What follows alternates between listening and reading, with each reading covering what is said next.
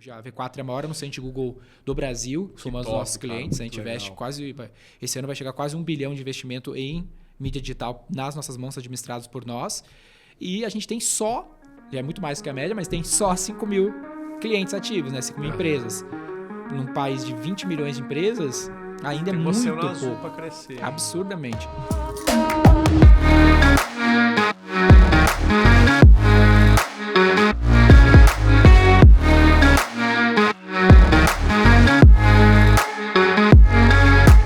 Seja bem-vindo ao Zanoncast, onde eu te ensino a construir negócios milionários, e hoje eu estou com ele, Denner Lippert, e ele irá te ensinar um passo a passo de como construir a maior assessoria de marketing do Brasil. Denner, seja muito bem-vindo, é um prazer te receber aqui. Boa, privilégio. Já estava difícil de marcar aqui, vir para Alphaville não é fácil, mas a gente deu um jeitinho, espero que a gente consiga ajudar a turma aí com o seu marketing digital e para a galera que está no setor aí de serviços de comunicação, que a gente consiga dar uns insights para crescer o negócio de uma maneira que nunca ninguém fez no país aí até então.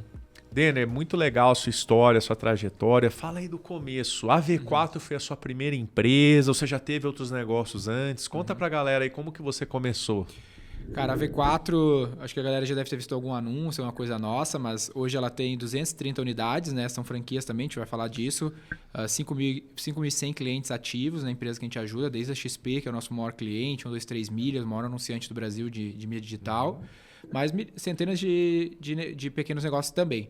Mas o meu primeiro negócio foi antes da V4, faz 10 anos que eu estou com a V4, que foi na área de eventos. Acho que muita gente começa, sei lá, tentando ser DJ, fazer festa, sabe? E eu fui um desses caras. E eu vendia os meus eventos e eu fazia excursão para festival, fazia festa, cheguei a ter uma balada com a minha irmã. E eu vendia isso no Orkut e no MSN. Com 14 anos eu comecei, fui até os 17 fazendo isso. A gente quebrou miseravelmente essa balada, eu e minha irmã. E aí, como eu vendia isso no Orkut e no MSN, foi onde eu tive o insight de que rede social e internet seria um negócio relevante para as empresas. Aí, na sequência, eu abri a V4 com o propósito de, cara, deixa eu pegar isso que eu fazia para mim e dava certo e tentar ajudar as empresas com esse mesmo caminho aí de alavancagem, de vendas. Eu vejo muitos empreendedores que, quando eles quebram, gera um bloqueio mental enorme. O cara entra em depressão, às vezes não consegue se reerguer. Como que foi essa transição? Que você falou que você quebrou.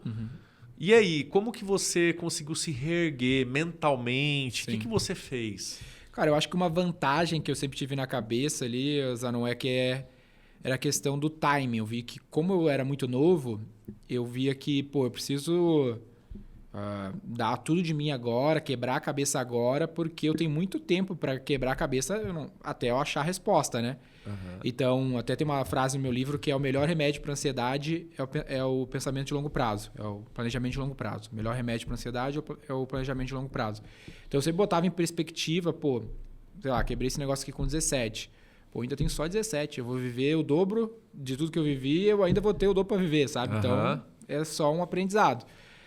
Então, eu ficava até de boa em relação a isso. E seguia a vida com essa perspectiva aí. Então, dando esse zoom out, sabe? Olhando de fora, tu conseguiu enxergar a vida como um todo, não só o que teus olhos podem ver no curto prazo, tu fica mais confortável. Eu sempre falo também sobre a visão holística, né? Que você sair do olho do furacão, que às vezes a gente fica ali quebrei um negócio, tô com dívida, tô endividado, e a pessoa fica só olhando pro problema.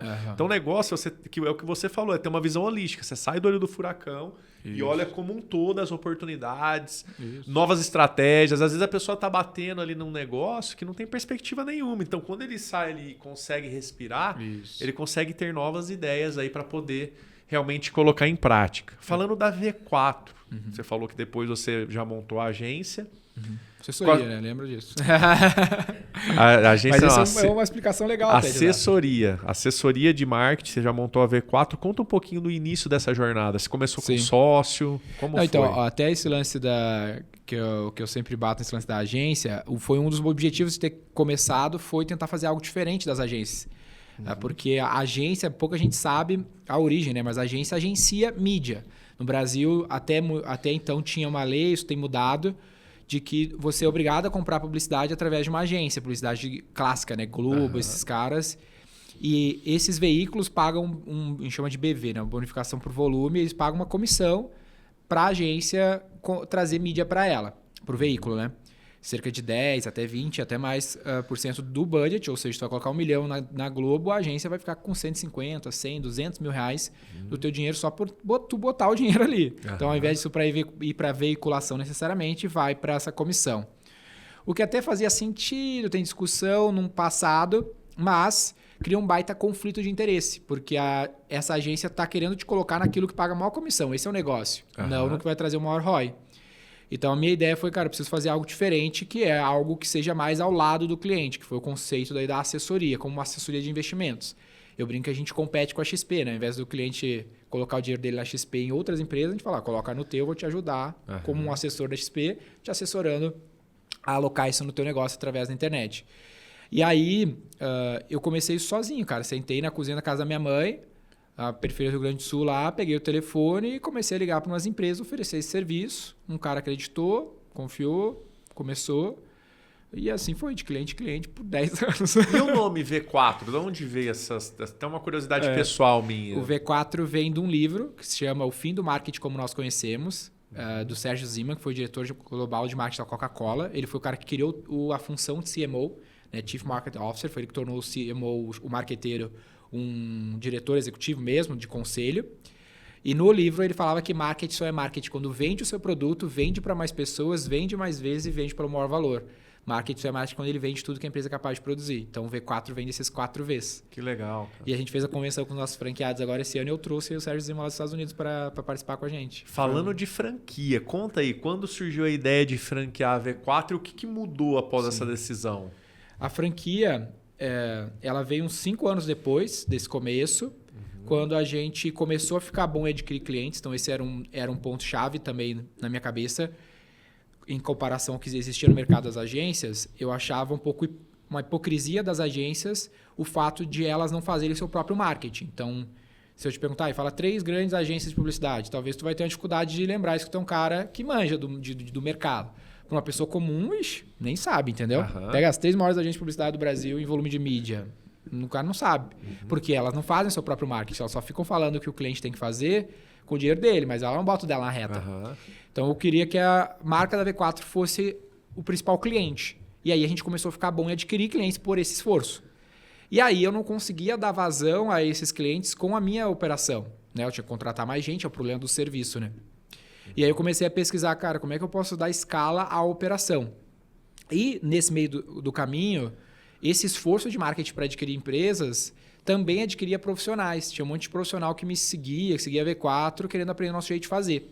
E a gente não estava com interesse de entrar na cena de ensinar os outros a fazer, os nossos concorrentes, entre aspas, mas a gente ficou observando aquela oportunidade ali.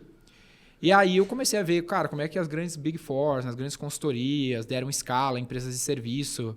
As pessoas falavam, não, o serviço não é escalável. Eu falava, cara, como é que não é escalável? A Accenture tem 700 mil funcionários no mundo, sabe? Uma das grandes consultorias. E aí eu fui ver que esses caras não necessariamente tinham operações próprias. Eles tinham, no caso de uma PwC, não é exatamente uma franquia. Tem uns modelos legais distintos que eles utilizam. E aí eu vi que eu tinha aqueles profissionais que me seguiam, queriam aprender meu jeito de fazer, não tinham clientes, não tinham processo, não tinham marca. Aí eu comecei a juntar esses elementos. Falei, cara, quem sabe eu vendo uma franquia para esse cara, eu ensino meu método, ele me paga um royalties e eu garanto clientes para ele. Que essa é uma jogada legal. Então eu garantia os clientes, falar assim, cara, em X dias tu vai estar faturando Y porque eu tenho a demanda. E a gente vendeu as primeiras 5 franquias muito fácil, né? Também cobrei R$3.000 pela franquia na época só para testar. E fui ver qual que era do resultado que o cara conseguia entregar para aquele cliente. E foi até melhor do que a gente estava entregando.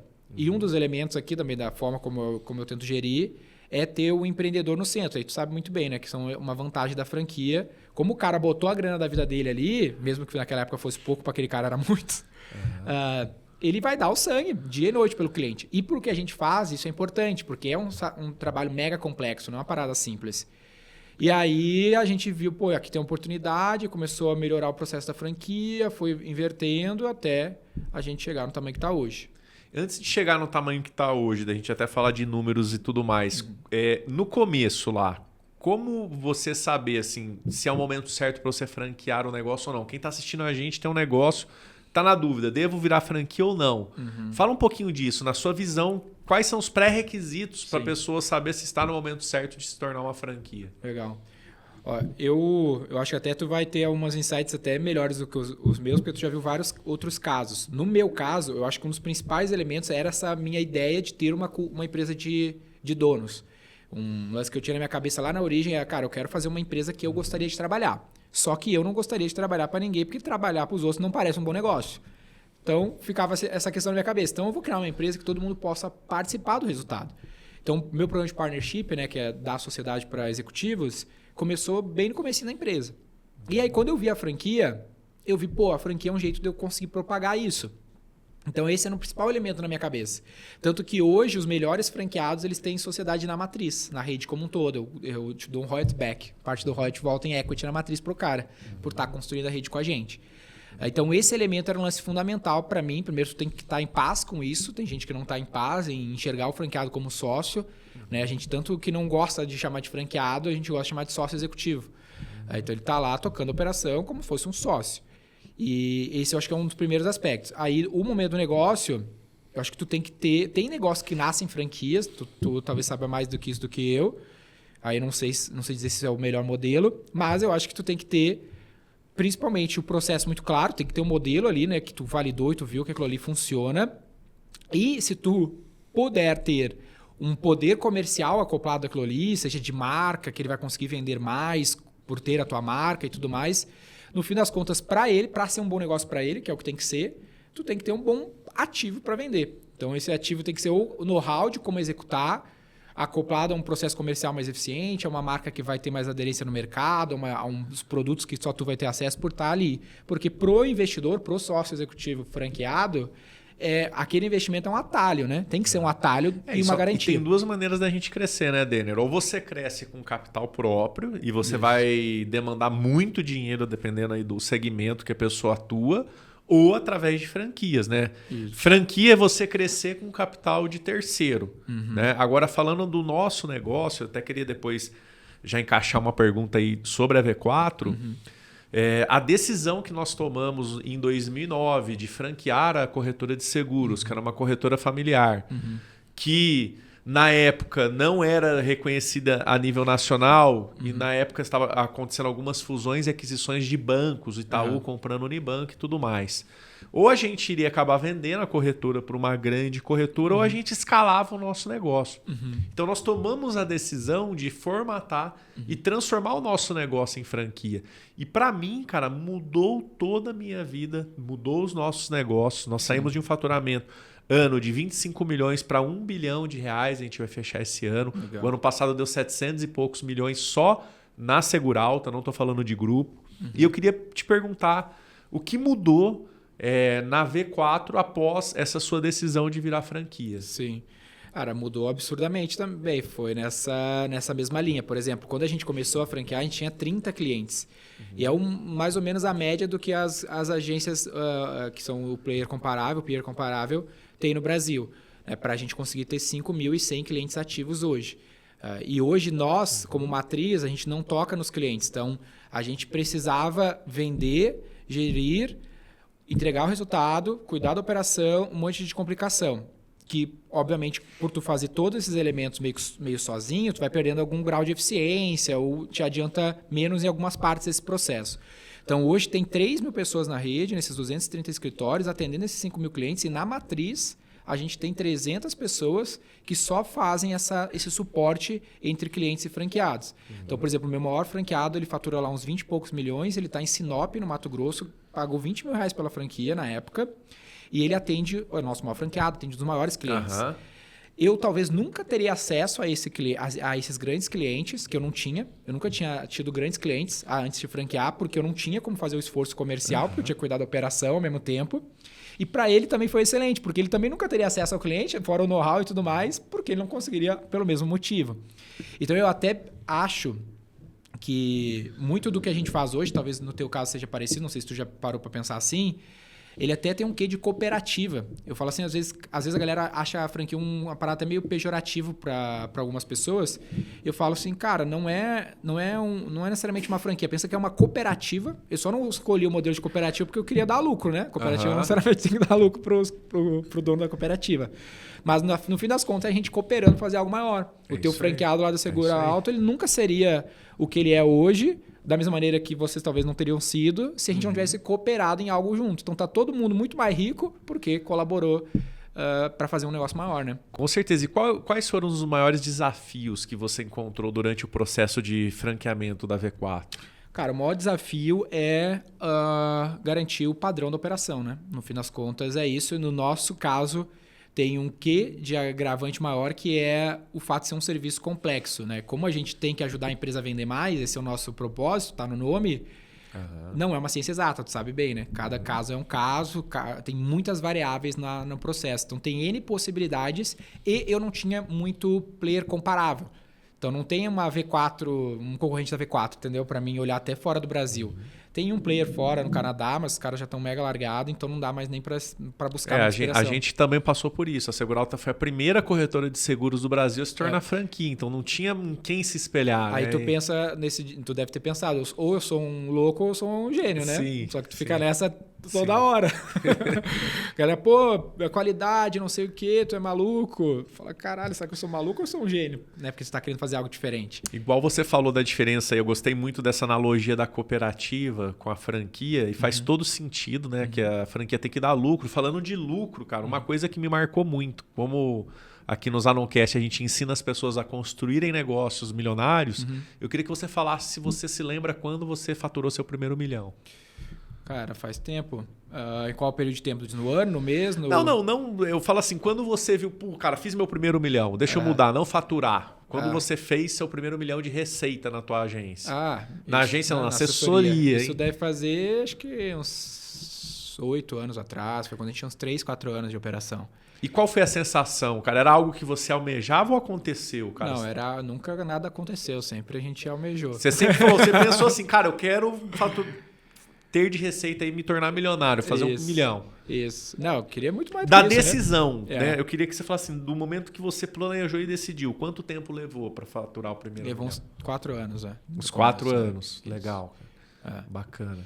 E no caso da V4 tem um outro caso aí no meio desse caminho, que a gente conseguiu também fazer uma venda parcial da empresa, né? Então, vendi 10% da empresa para o Grupo Dreamers, que são os donos do Rock in Rio, tem 16 empresas, o maior grupo de comunicação de capital nacional, numa rodada 100% secundária, né? Que a galera fala que levantou capital e normalmente é primária, né? Que o cara investe na empresa, não no bolso de sócios. E ali eu consegui provar também o valor do equity no negócio, que é menos usual também, às vezes, nas franquias, do que os caras veem isso nas startups e tudo mais. Então, também foi um momento bastante relevante para nós, para provar que tinha valor esse tipo de negócio, sabe?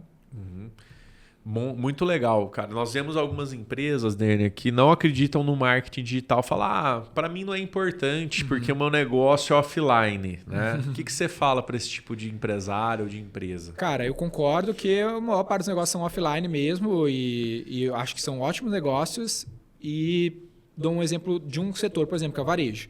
Né? 5%, 6% do PIB do varejo é e-commerce, ou seja, na prática é irrisório o e-commerce. Só que 95% das tomadas de decisões de consumo são baseadas em conteúdos online. Ou seja, 100% do PIB do varejo é influenciado pela internet. Então, quase ninguém que está nos ouvindo vai vender na internet.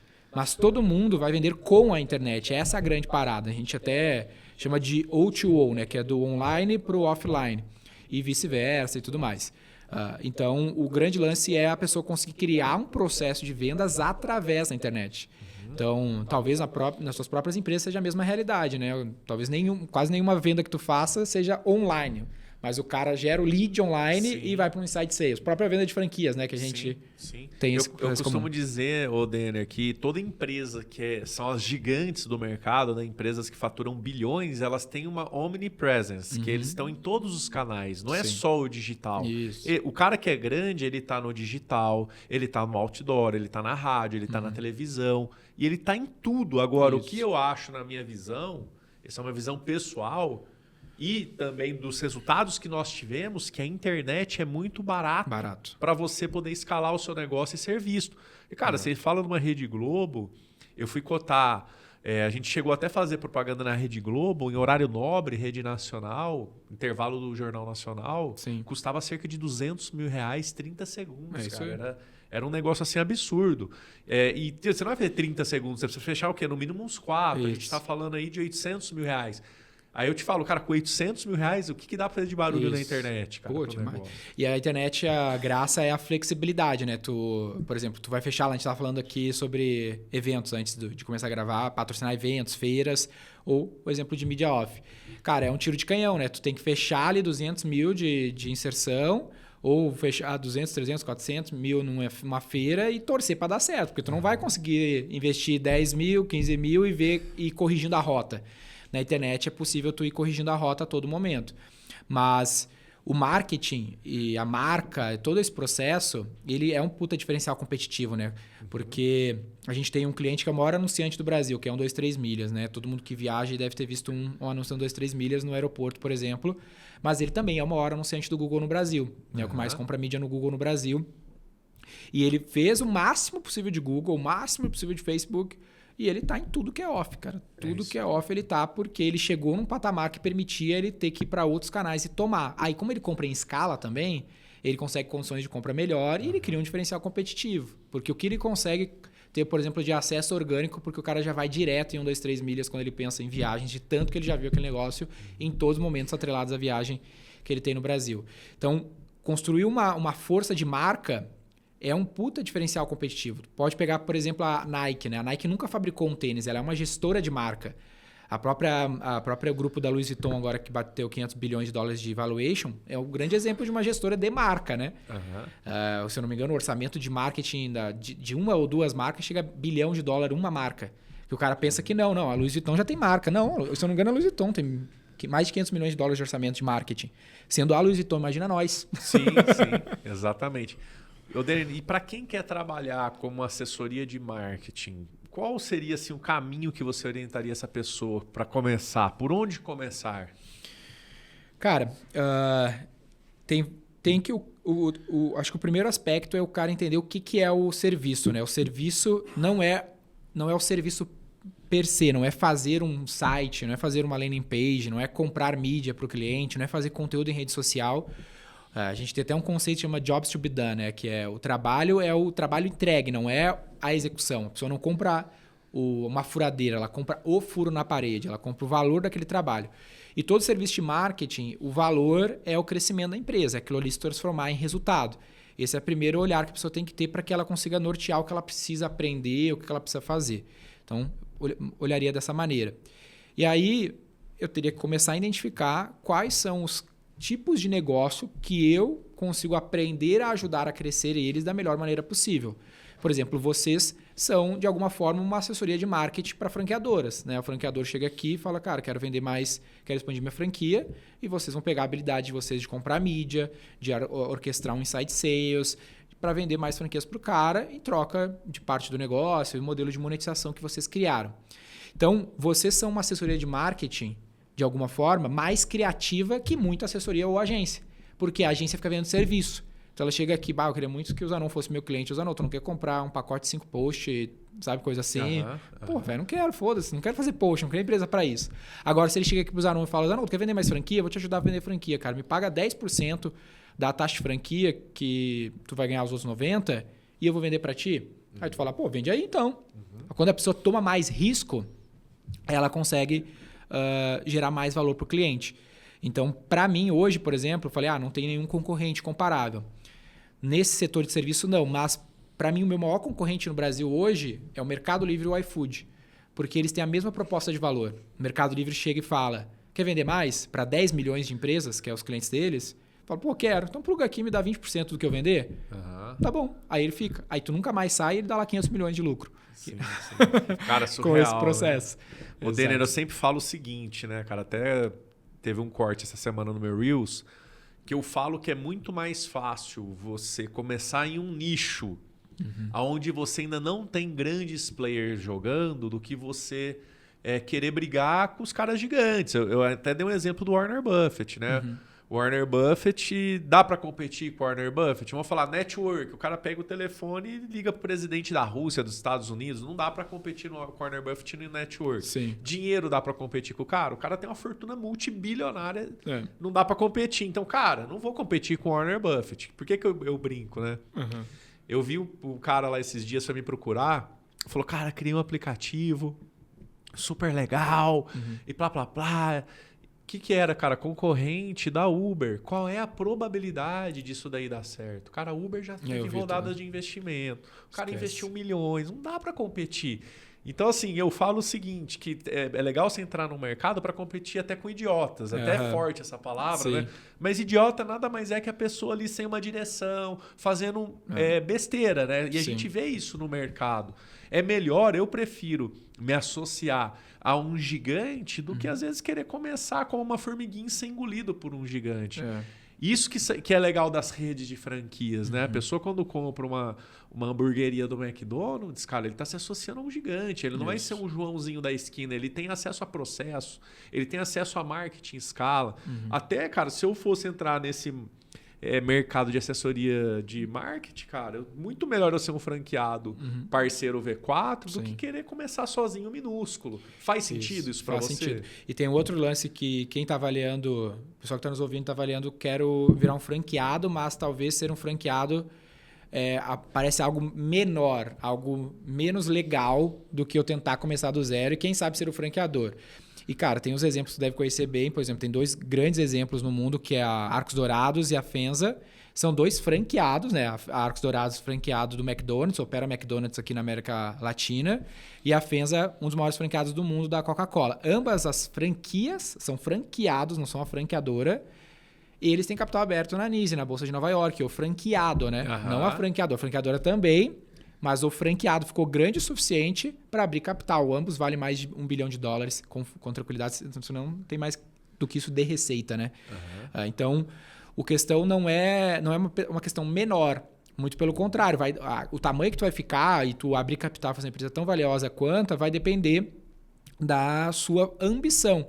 E aí tu vai tomar as decisões mais fáceis. Qual é a fruta mais próxima do pé? Sabe? Mais fácil de pegar. Eu começar um restaurante, não sei o quê, ou eu tentar virar um franqueado do McDonald's. Hoje tá difícil virar um franqueado de McDonald's. Não consegue mais praça. Né? Não consegue mais praça. Então, quanto vale, né?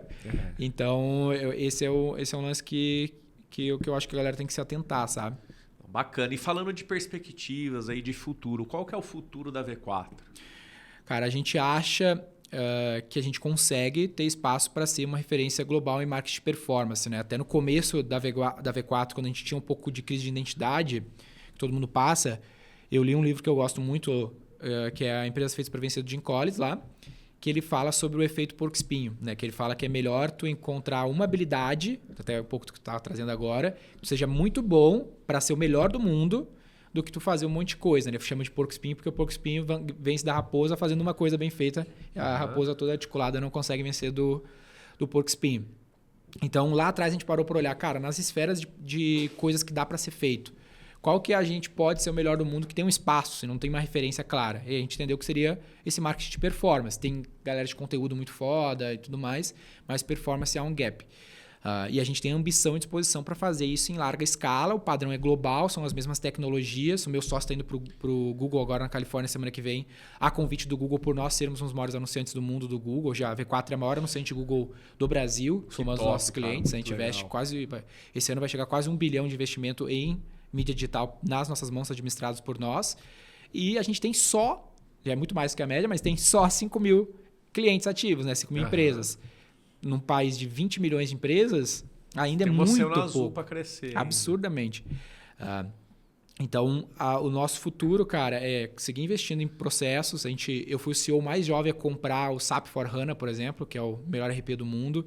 Investimos uns 3 milhões em SAP, investimos 1 milhão e pouco em Salesforce, investimos $250 mil em Slack, em várias tecnologias para o processo da rede cada vez fluir melhor. Mais uma vez, algo que ninguém nunca fez, nenhuma empresa de comunicação usa SAP, por exemplo, no Brasil. Então, a gente está desbravando essa parada para conseguir ter o melhor processo de qualidade, juntar os melhores profissionais numa lógica de cooperativa, para conseguir fazer essa empresa ser uma referência de gestão e entrega de soluções de performance para o nosso cliente. Top demais. E isso tudo com quantos anos você tem Fiz hoje? 29 esse mês. Isso aí, pessoal. Então, para você que usa aquela muleta de desculpa, eu sou novo demais para empreender, para fazer, ou eu sou velho demais, ou você tem sucesso na vida, ou você tem desculpa, Denner. E eu, cara, eu te admiro muito. Você é um cara aí que realmente tem feito a diferença, tem inspirado. Sim. É uma inspiração para mim também, para muitas pessoas e jovens aí que Sim. não importa, cara, a idade. Se você tiver um sonho, planejamento e fizer aquilo com maestria, né? Dar o seu melhor, o resultado aparece. E mais uma vez, né? Lembrar que o melhor remédio para ansiedade é o planejamento de longo prazo. Então, ainda tenho só 29, né? Então, daqui 10 anos vou ter só 39. Daqui mais 10 anos vou ter só 49. Então, tem muito tempo. Então, eu não fico muito ansioso. É difícil fazer esse negócio. Já foi muito mais difícil, mas cada vez fica mais difícil. Não sei se você já passou por essa sensação, né? Que às vezes parece que fazer um negócio do zero a alguns milhões parece que é mais fácil do que fazer um de centenas de milhões para bilhão, porque fica muito complexo. Só que eu olho, cara, tem muito tempo para fazer, então não dá para se afobar, né? Tem que seguir no ritmo, melhorando um pouquinho todo dia. Tem problema pra caramba. Mas a gente tá aqui, velho. Tem 300 pessoas lá olhando para todos os problemas. Não é possível que a gente seja um idiota, brincou. Que a gente não vai conseguir ficar 24 horas com um bom network, com bom acesso, com grana, que a gente não tinha grana até então, para resolver os problemas. Mas o lance é respirar e conseguir o processo, sabe? Isso aí, cara. Foi um prazer te receber aqui no Zaloncast. Continue aí inspirando aí milhares de pessoas aí. Tamo junto, cara. Obrigado pelo convite. Tamo junto. Parabéns pelo resultado aí. E espero que vocês continuem fazendo a diferença pro franchise no Brasil, que tem muito espaço para profissionalização desse setor, né? Valeu. Boa.